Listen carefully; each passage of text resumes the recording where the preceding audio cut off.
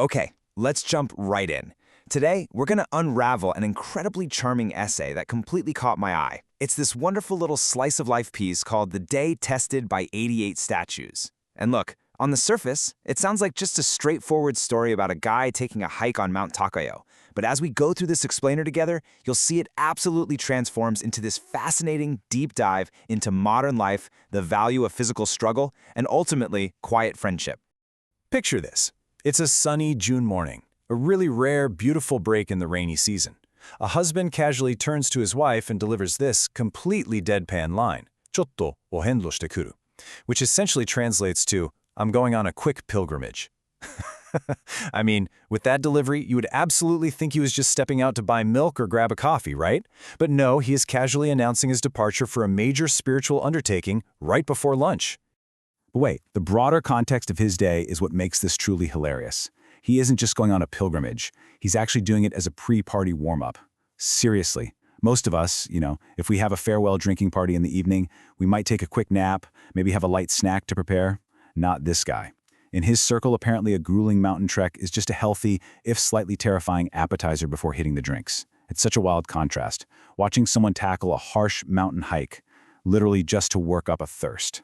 So part 1, what exactly is the Takao Pilgrimage? To really get this, we need to understand the mechanics of the Mount Takao 88 Daishi Pilgrimage. If you've ever hiked Takao, you might have noticed these little stone statues scattered all around, and each one is wearing this cute little red hat. But here is the absolute genius part. Back in the Meiji era, a high priest from the local Yakuan temple physically traveled the famous, massive Shikoku 88 pilgrimage, and he actually brought back sacred dirt from each of those 88 original sites and placed a statue on top of it, right there at Mount Takao. It's basically a spiritual franchise system. The whole idea is that locals could get the exact same divine blessings without ever having to actually leave Tokyo. Now, when you compare the two side by side, the original Shikoku 88 pilgrimage is famously daunting. It requires traversing 4 entire prefectures. It takes weeks. The Mount Takao version, well, okay, it's geographically smaller for sure, but it still requires going up and down the mountain twice to find all 88 statues. I kind of love analyzing this as a sort of business model of the gods. They've brought the grace and the blessings conveniently close to the city limits, but they absolutely demand payment in the form of heavy, sweaty legwork. Seems like a pretty fair trade to me. Which brings us to part 2, trials and psychological warfare.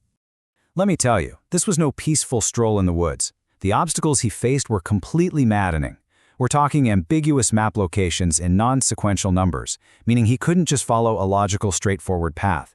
In some spots, he found duplicate numbers, and in others, the numbers were entirely missing. The husband quickly realized this wasn't just a physical test, it was essentially a crazy experiential entertainment course. To succeed, he had to rely heavily on intense observation and literally detective-level deduction. Which leads us to this deeply exhausted but profound question. About halfway through his grueling double ascent, panting and sweating, the husband actually stopped searching his soul and started actively doubting the event organizers. You just have to laugh at the transition here. He goes from being this pious pilgrim seeking enlightenment to a cynical customer wondering, wait, are there really 88 statues out here, or is this all just one elaborate prank?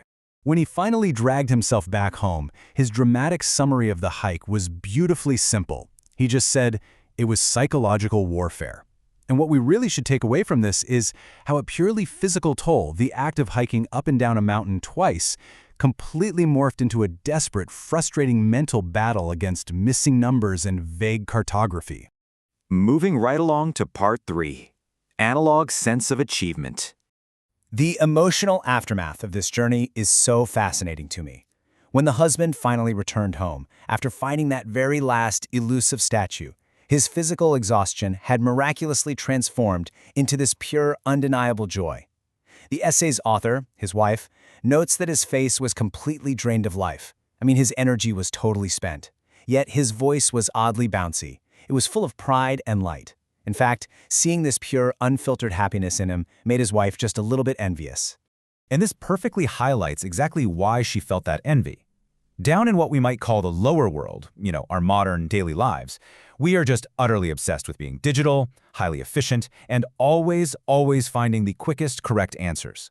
But up in the mountain world, everything is analog. It's sweaty, And as the husband found out firsthand, it is deeply, frustratingly ambiguous. This essay highlights such a profound truth. In our ultra-optimized digital lives, voluntarily embarking on a seemingly pointless, physically draining struggle to find random stone statues, well, that might actually be the ultimate luxury. It's a way to feel truly alive. All right, part 4, Ritual for a Returning Friend.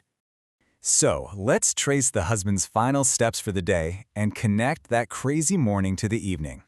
Step 1. Complete the grueling pilgrimage, which, against all odds, we know he somehow survived. Step 2. Wash off all that hard-earned sweat and grime at the local taco hot spring. And finally, Step 3. Attend Momo's farewell party. Remember that drinking party I mentioned at the very beginning? Yeah, this is where the physical journey and the emotional core of our explainer finally intersect. To really understand this, we need to know who Momo actually is. She lives what's described as a double-crop life, meaning she spends her winters down in the lower, convenient world with everyone else, but she spends her summers working in a rugged, isolated mountain hut. And this farewell party? It was to send her off for her second consecutive year in the mountains. Guys, this is a huge deal. She already knows exactly how harsh, exhausting, and unforgiving that mountain life is, and yet she is willfully choosing to return to it. Her absolute resolve deeply, deeply impressed the husband. And boom, this reveals the true heart of the essay. Suddenly, we see the husband's absurd morning hike in a completely new light. It wasn't just a bizarre, masochistic pre-party warm-up at all. It was a quiet, analog ritual of solidarity. His friend Momo was about to return to a life ruled entirely by the physical body and the unpredictable weather. By spending his morning sweating, struggling, and leaving his digital conveniences behind on the mountain, the husband was empathetically sharing in her burden before saying goodbye. It was this beautiful, unspoken tribute. The essay concludes with this really gentle thought that the husband's hard-earned sense of accomplishment will somehow softly support Momo's new mountain life. Getting out there, walking, getting totally lost in the woods, getting frustrated, and silently wishing for a friend's safe journey, it is a wonderfully clumsy but deeply, deeply human act. It shows how our own physical efforts can actually be a form of prayer for others. Okay, let's wrap up our explainer with one final provocative thought. The next time you're out walking and you happen to see a little stone statue with a red hat, or honestly just any small, overlooked analog detail in your fast-paced digital world, just stop. Stop for a moment. Ask yourself, when was the last time I actually allowed myself to get a little lost, a little sweaty, and experience the pure, undeniably human joy of an analog struggle? It's something we all really need to take away from this. I hope this story leaves you with a lingering warmth and maybe even inspires you to seek out your own analog moments.